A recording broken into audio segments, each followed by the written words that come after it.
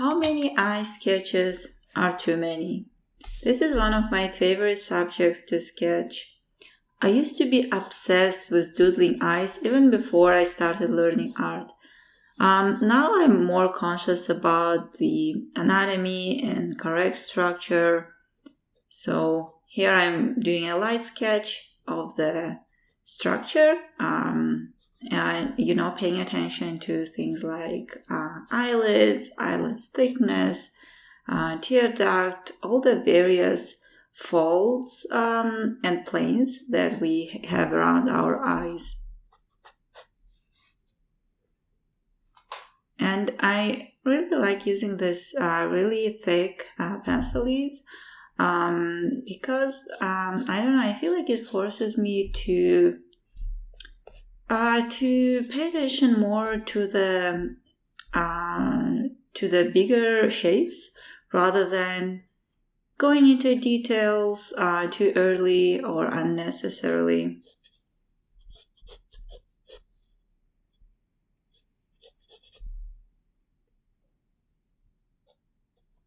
Yeah, one of the mistakes that I used to do is, and I see a lot of amateur artists doing, which is not giving eyelids a thickness. Our eyelids have some thickness to it, and depending the angle you are looking at the eye, for example, this one is kind of in perspective, and you from this side you'll be able to see the thickness of the eyelid on the far right corner.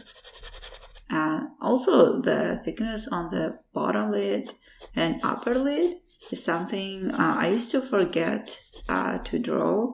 So this is kind of a view a little bit from the above, so you can see the width of the eyelid on the bottom.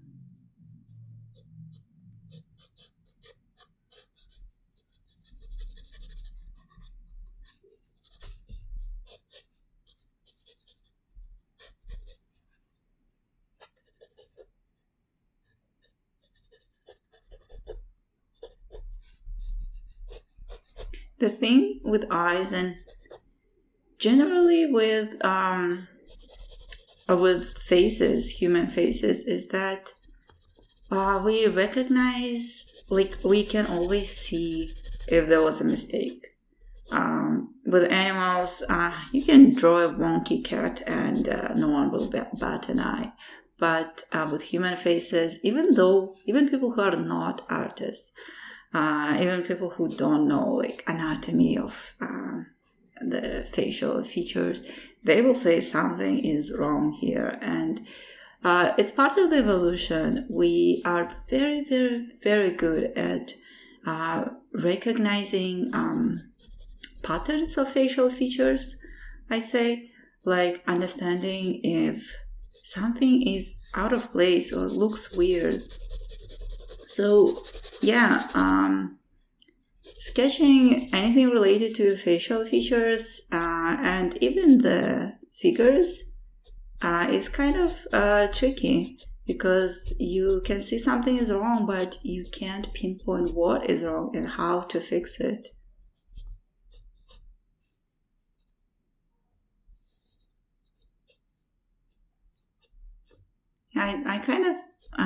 I'm kind of okay with the structure, so now I started adding some details.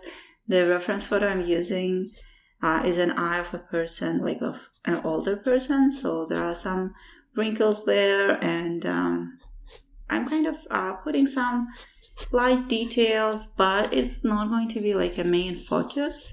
It's rather for just to give the subject some context. Yeah, this is my favorite part. Here I'm using, I switched to charcoal. I'm using a similar, I think those things are called pencil clutch or lead clutch. But again, this is a thick charcoal. The lead is again 5.6 millimeters, and it's from a brand called Koh-I-Noor or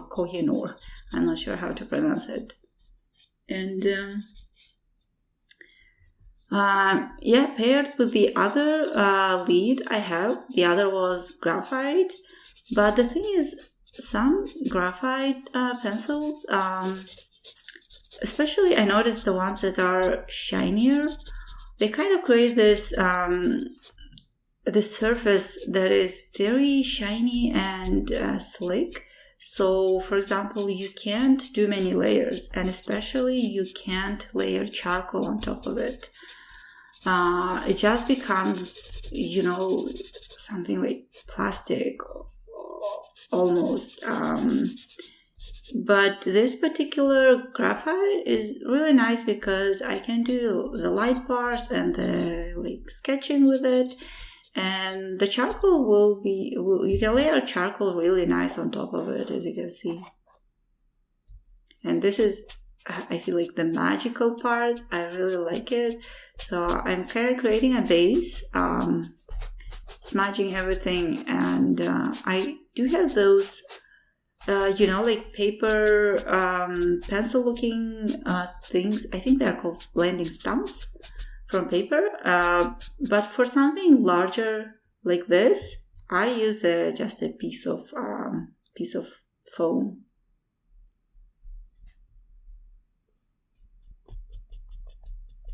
And charcoal is so easy to work with. It's so liftable. It's really nice.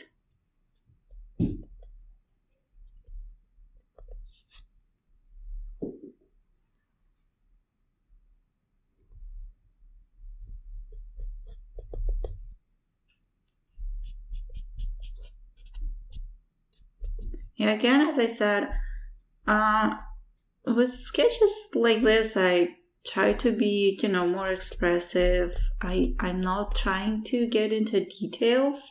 I'm not trying to render it, in a hyper-realistic way. I just want to, I don't know, partially I want to study, and partially I just want to have fun. I'm not here to, to render a perfect piece. A tear duct is, I don't know, it's a really nice detail. It's always shiny, and I used to forget to sketch the tear duct altogether. So my eyes would have the shape that don't have that tear duct at all. Nowadays I know that it's one of those small details that makes eye look readable as eyes.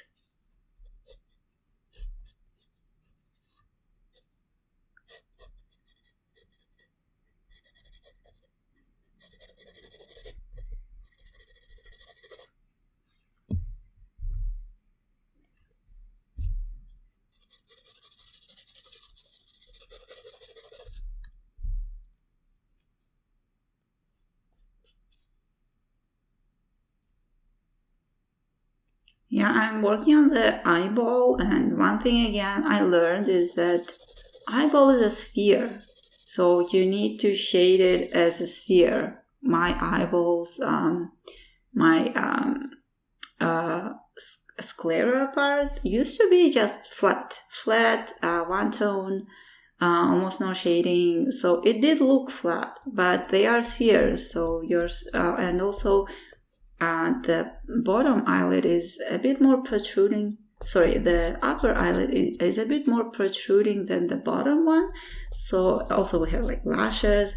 So there will be almost always some kind of shadow from the upper eyelid, unless you are looking at it, from down below and at a really extreme angle.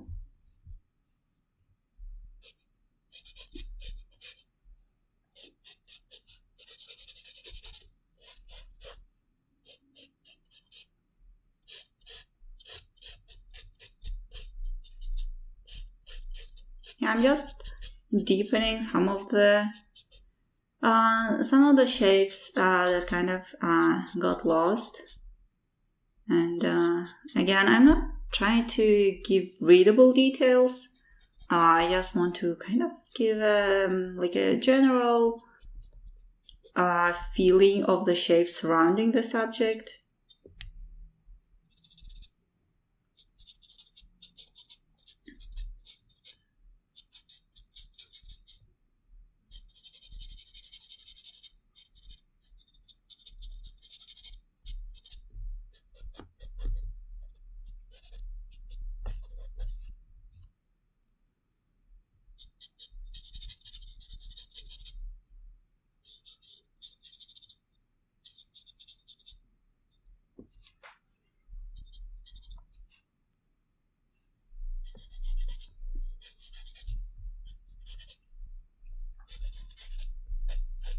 Also, one thing I like is not defining everything. I feel like it makes it hyper realistic in a strange way, almost like a uncanny valley, and I'm trying to really define things on the right side. Also because I feel like there are more interesting shapes there, but I'm kind of not too worried about the left side, and I put the very like generic lines, did some generic shading, but like I didn't go into much detail.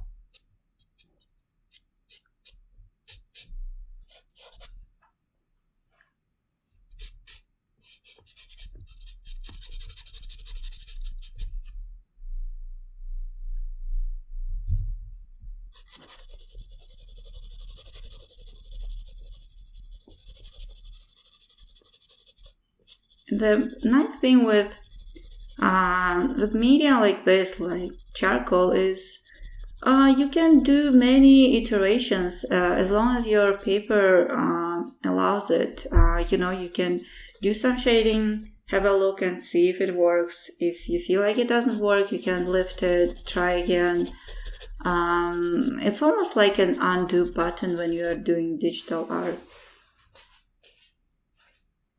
I think now I'm standing up and looking at it kind of from a distance, which is always something that you need to do, because when we get into something, we get kind of a tunnel vision and lose the sight of how everything ties together. Like right now, the iris... the iris is kind of was in a weird place and I didn't notice it right away, so I'm fixing it.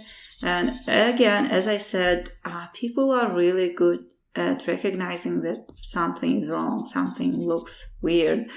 And with charcoal, it's so easy to fix mistakes on a smaller sketches at least. Almost done in like less than a minute, and you can just move things around.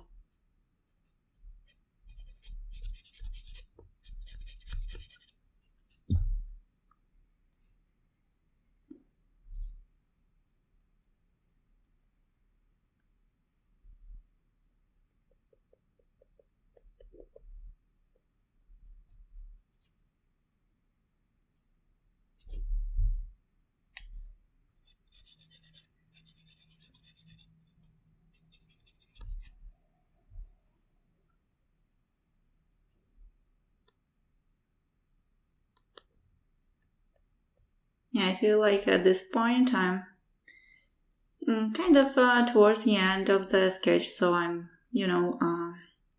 adding those highlights, which again is one of the things that everyone enjoys doing. It's like favorite part of every artist.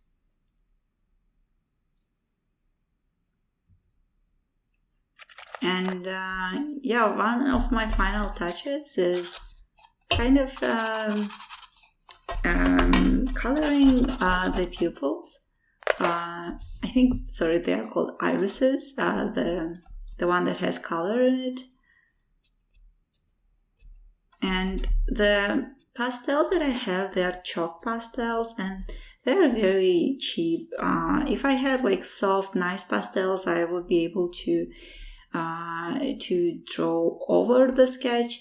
But I know if I use these chalk pastels, which are really rough, they will just, smudge together with the charcoal. So that's why I'm kind of almost putting it as you would put, like makeup, like eyeshadow. I'm just slightly dabbing it over my sketch.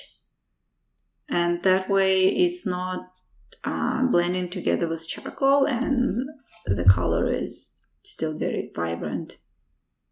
And again, to make it look like an iris, I'm putting back the ridges the iris have, otherwise it just looks strange.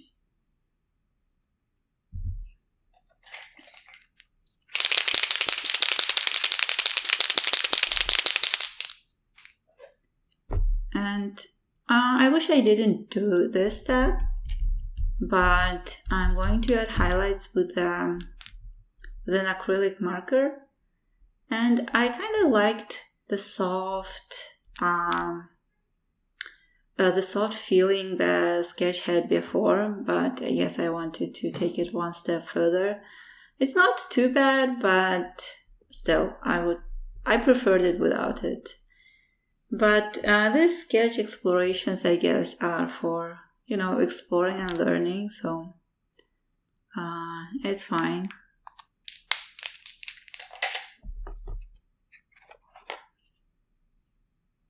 And yeah, the last step is eyelashes, and I enjoy this part a lot. And again, one of the mistakes that I used to make, I would, first of all, I wouldn't give any, eyelid thickness to my eyes, and then the eyelashes would grow from, inside of the lids, almost like they were growing from the eyeballs. It looks very weird, and I know a lot of young artists, newer artists also make that mistake. But if you look in the mirror, our eyelashes grow from outer edges of the eyelids, like most of them. Again, this is one of these small details that make things real and believable. And yeah, I'm kind of not liking those highlights. They are too harsh, so I'm trying to smudge them with graphite to kind of make them less